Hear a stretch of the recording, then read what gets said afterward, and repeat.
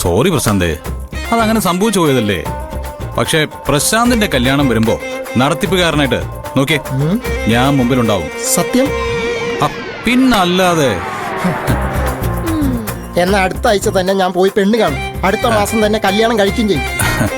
അല്ലേ അമ്മേ? ആഗ്രഹമില്ലാഞ്ഞിട്ടല്ലടാ, പക്ഷെ പെണ്ണ് കിട്ടണ്ടേ. ഓ അവനങ്ങനെ കൊച്ചാക്കൊന്നും വേണ്ട, അവന് നല്ലൊരു പെണ്ണെ തന്നെ കിട്ടും. അതെ പ്രശാന്തേട്ടാ, നാട് മുഴുവൻ പെണ്ണന്വേഷിച്ച് നടന്നിട്ട് ഇനി അവസാനം എന്റെ അടുത്തോട്ട് വരരുത്. എന്റെ സ്വഭാവം മാറുവേ. അങ്ങനെ ആ പ്രതീക്ഷയും പോയി. ഞാൻ പോവാ.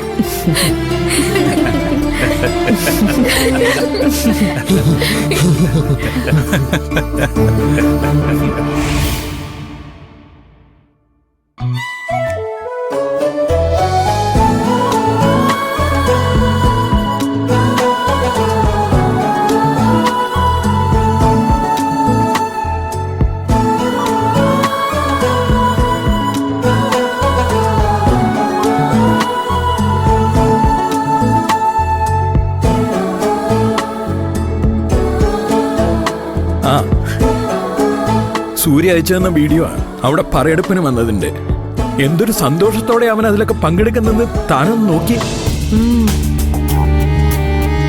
എന്താടോ ഇത്? ഇതൊന്ന് നോക്കുന്നോണ്ട് എന്താ കുഴപ്പം? ഇതാ നോക്കി.